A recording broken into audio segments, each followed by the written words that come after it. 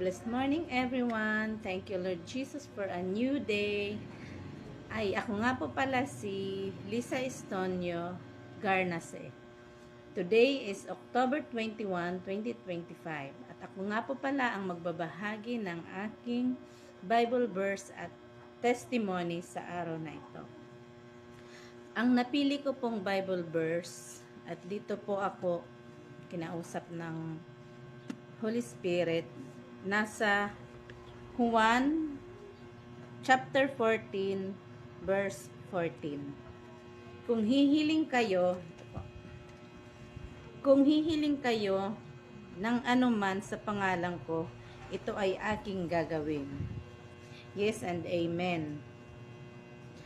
Alam nyo mga kapatid, naniniwala po talaga ako sa verse na ito. Kasi po, based po sa nangyari po sa akin, hindi ko po alam kung ako lang po ang nakaranas ng ganon or meron pa pong iba. Kasi po, ilang beses ko na pong naranasan yung ganito na parang natutulog ako, pero sa isip ko, alam na gising ako, naririnig ko yung mga nangyayari sa paligid, pero hindi ko magalaw yung katawan ko. Wala akong, parang naubusan ako ng lakas, tapos may napapanaginipan ako na hindi maganda, na para akong sinasakal, na gano'n, na parang may masamang nangyayari sa akin. Tapos, parang yung dibdib ko may nakadagan, pero alam ko sa isip ko, gising na ako kasi naririnig ko na kung ano yung mga nasa paligid ko.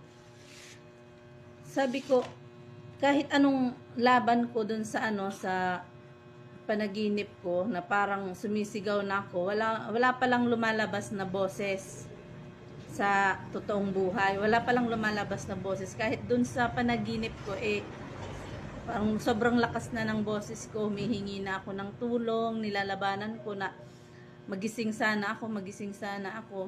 Pero wala talaga, parang hindi talaga ako nagigising, wala talaga akong magawa. Yung po talaga pag sarili lang natin yung aasahan natin, hindi natin yun malalabanan. Kung hindi natin tatawagin ang pangalan ni Panginoong Hesus. Kasi nga, sabi sa salita ng Panginoong Hesus na there is power in the name of Jesus. Totoo po yan mga kapatid. Kasi nung naisip ko, dun sa panaginip ko na magdadasal ako. Nagdasal ako ng Our Father in Heaven. Yun po yung inulit-ulit ko na dasalin. Parang paulit-ulit ko po yung dinadasal. Sa isip ko lang kasi alam, yung bibig ko hindi mabuka. Kahit alam ko namang gising ako. Walang lumalabas na ano sa bibig ko. Kaya sa isip ko na lang, doon ako nagdadasal na Our Father in Heaven. Yun yung tinatawag ko sa Panginoong Hesus na pagkatapos ng 3 beses na pagdarasal ko ng Ama namin, natapos ko na yon. Praise God, nagising ako. Promise mga kapatid, nagising ako. Makatapos ko lang yung 3 Ama namin.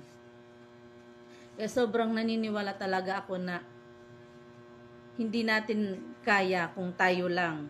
Kailangan natin si Panginoong Hesus sa ating buhay mga kapatid.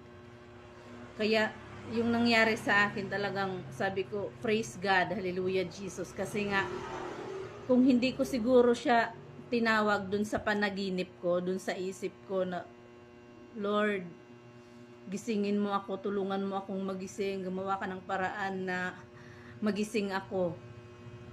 Kasi sobrang natatakot na ako. Tapos, yun po, nagising na ako pagkatapos ko sa 3 Ama namin. Talagang naiyak na lang ako, hapong-hapo ako, para akong pagod na pagod, pawisan, pinagpapawisan ako ng malamig, siguro po sa sobrang takot, ganyan. Pero deep inside, sobrang nagpapasalamat ako kasi nga talagang may kapangyarihan sa pangalan ni Panginoong Hesus. Kailangan lang natin magtiwala sa Kanya na siya yung gagawa ng paraan. Ano man ang sitwasyon natin sa buhay, magtiwala tayo sa Kanya, mga kapatid. Huwag tayong mawalan ng pag-asa. Kasi siya lang, wala nang iba. Si Panginoong Hesus ang magiging sandigan natin sa lahat ng sitwasyon natin sa buhay. Kaya, mga kapatid, magtiwala tayo sa Kanyang salita at sa mga pangako. Tayuan natin ang ating pananampalataya. Gawin natin ang makakapuri sa Kanya kasi hindi natin yung gagawin para sa ating sarili. Kundi gagawin natin yun para sa kapurihan ni Panginoong Hesus. Yes, amen. Amen. Hallelujah, Jesus. Praise God. Dahil laging nandiyan dyan si Panginoong Hesus, hindi niya kami pinababayaan, ako at ang aking pamilya. So, yun lamang po mga kapatid, ang aking may share sa inyo. Panghawakan natin ang salita ni Panginoong Hesus at maniwala tayo, there is power in the name of Jesus. Yun lamang po. God bless everyone and Jesus loves us. Bye-bye.